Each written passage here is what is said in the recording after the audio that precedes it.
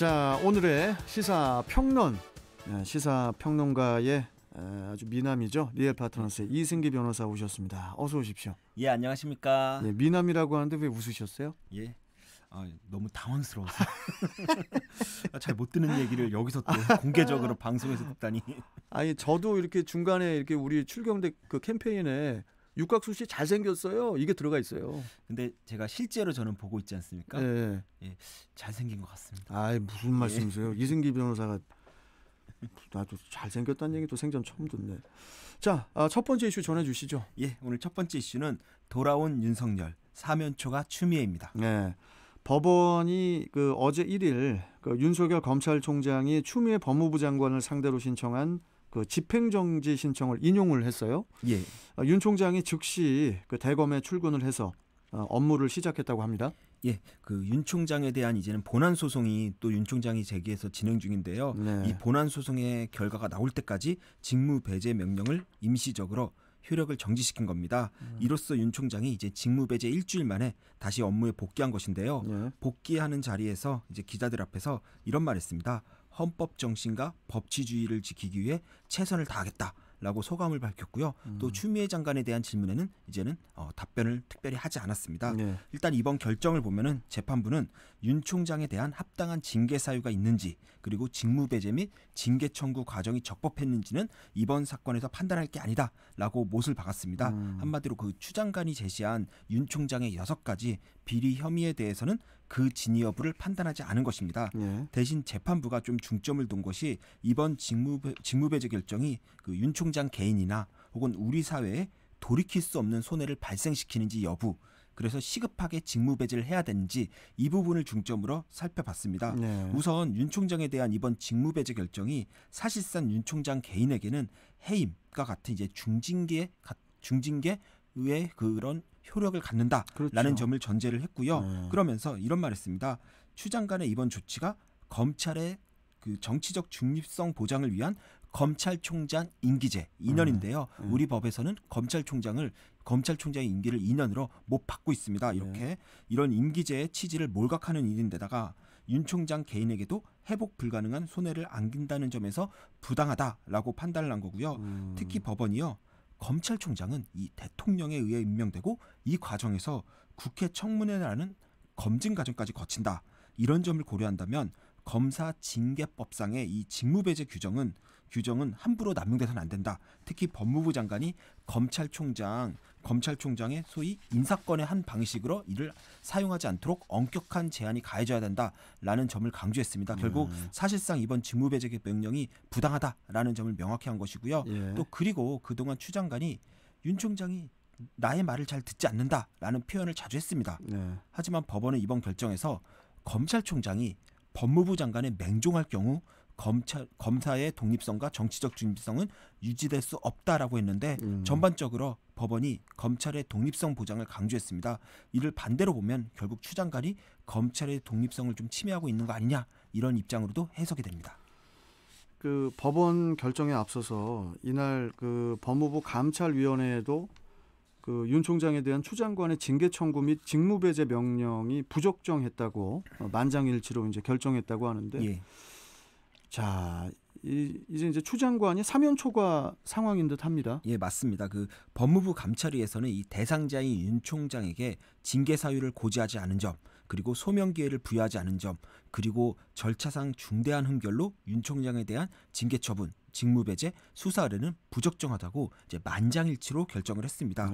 이 감찰위 논의 결과는 이 권고 사항에 불과합니다. 그래서 징계의 개최나 심의 결과에 직접적인 영향을 미치지 않는데, 일단 법원과 또 법무부 산하 감찰이 모두 윤 총장의 손을 들어줬습니다. 예. 이런 상황에서 추 장관이 윤 총장에게 중징계를 강행하는 것은 자칫 윤 총장 숙청 내지 찍어내기 논란만 일으켜서 여론의 역풍을 일으킬 겁니다. 그래서 아마 좀 부담이 될 것으로 보이고요. 또 이미 지난달 30일 윤 총장 직무배제 조치로 이제 총장 직무대행을 맡고 있던 이 조남관 대검찰청 차장검사가 이 추 장관을 향해 검찰 개혁의 대의를 위해 한 발 물러나 달라라고 호소했는데 결국 이 조 차장 검사가 이 추 장관의 최측근으로 분류되고 있는 점을 고려한다면 이 법무부 내에서 이 추 장관의 레임덕이 시작된 거 아니냐라는 그런 평가가 진작에 나왔습니다. 예. 거기에 또 어제 법원 결정 후에는 이 고기영 법무부 차관이 사의를 표명했습니다. 이 고 차관의 경우에는 이 윤 총장에 대한 징계위원회에서 위원장직을 맡을 예정이었습니다. 예. 그렇다 보니 이번 사의 표명을 두고 이 고 차관이 결국 징계의 개최에 반대하며 자신의 직을 내던지는 그런 식으로 이제 항명한 거 아니냐라는 분석이 유력합니다. 그 원래대로 하면은 이제 윤 총장에 대한 징계위원회가 오늘 그 열릴 예정인데 예. 윤 총장 측 요청으로 이틀 뒤로 연기를 했죠. 이는 진작부터 윤 총장 측에서 요구했던 건데요. 윤 총장 측에서는 이 방어권 보장을 위해 징계 기록 열람이 이루어지지 않았다라고 하면서 징계의 심의 기일을 연기해달라라는 요청을 계속했는데 그간 추 장관이 이를 이미 우리는 충분한 소명 기회를 줬다라고 해서 이를 거부했습니다. 그런데 이제는 좀 상황이 달라졌습니다. 우선 법원과 이제는 검찰 심의위에 이제는 결정이 나왔는데 윤 총장의 손을 들어줬고요. 또 하나가 징계위에 이제 위원장직을 맡을 고기영 차관이 사퇴를 했습니다.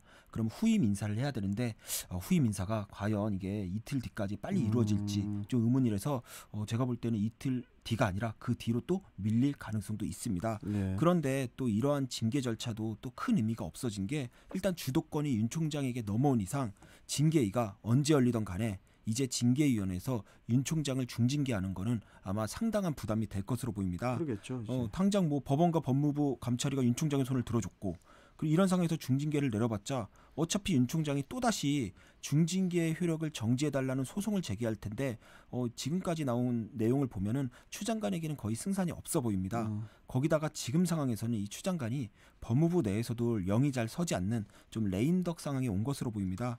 여기에 더해 이런 상황에서 윤 총장에게 더 강경 대응을 보이는 건 이젠 추 장관 선에서 이 문제가 마무리되는 게 아니라 임명권자인 대통령에게까지 정치적 부담을 줄 수 있다는 점에서 이제 좀 조심스러울 것 같고요. 네. 처음부터 이번 직무배제 명령이나 뭐 징계 결정에 대해서는 법조계 내에서도 이 추 장관이 무리수를 두고 있다는 평이 우세했습니다. 네. 결국 추 장관이 윤 총장과의 갈등 상황에서 좀 승리해야 된다, 이겨야 된다라는 생각에 좀 매몰된 나머지 좀 상황 판단을 좀 그르친 게 아닌가 저는 좀 개인적으로 그렇게 보고 있고요. 그리고 제가 여태 방송에서 몇 차례 이 추 장관이 윤 총장의 킹메이커가 아니냐라는 말을 했었는데 네. 이번 일로 인해 윤 총장의 체급이 더 높아질 것으로 보입니다. 그리고 지금 또 어제 뉴스를 보면은 여권 일각에서 추 장관과 윤 총장의 동반 사퇴론이 나오는데 이미 윤 총장이 화려하게 부활한 상황입니다. 그러니까. 이런 상황에서 대통령이 인사권을 행사해 윤 총장을 사퇴시킨다?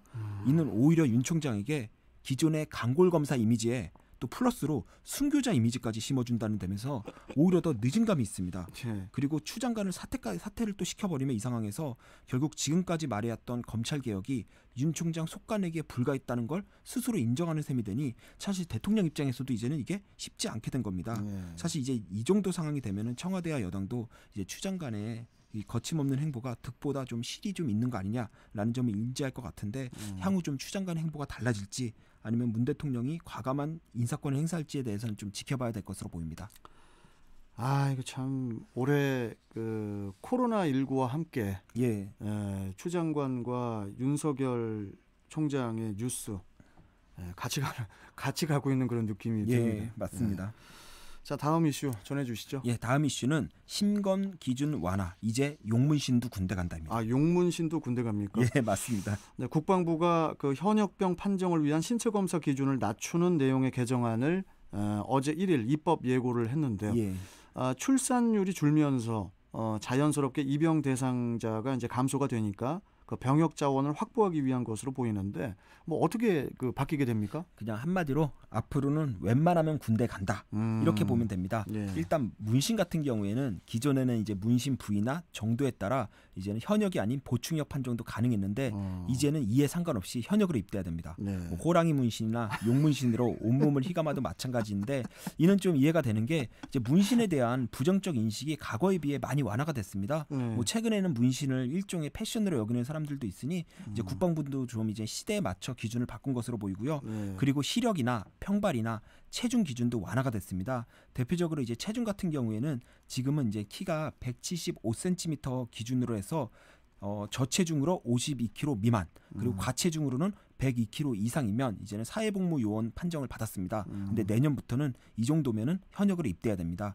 이번 개정안에 따르면 175cm 기준으로 하면은 이제 48kg 미만 108kg 이상으로 이제 변경이 되기 때문입니다. 대신 좀 강화되는 게 있는데요. 바로 정신건강 관련 질환자입니다.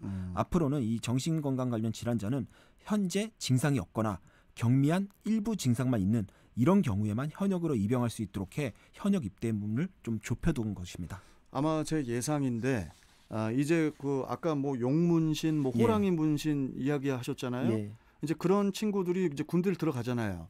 나중에는 이제 군대에서 그런 결정이 내려질 겁니다.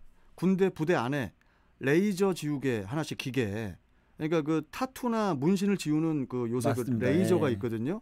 그거를 부대에 다 배치를 해라. 괜찮은 해가지고 그걸 다 이렇게 지우면 그거 엄청 아프거든요. 그렇게 될 수도 있을 것 같아요. 예. 자, 아무튼 뭐 오늘 말씀 여기까지 듣겠습니다. 고맙습니다. 예, 감사합니다. 자, 시사평론가 리얼파트너스의 이승기 변호사와 함께했습니다.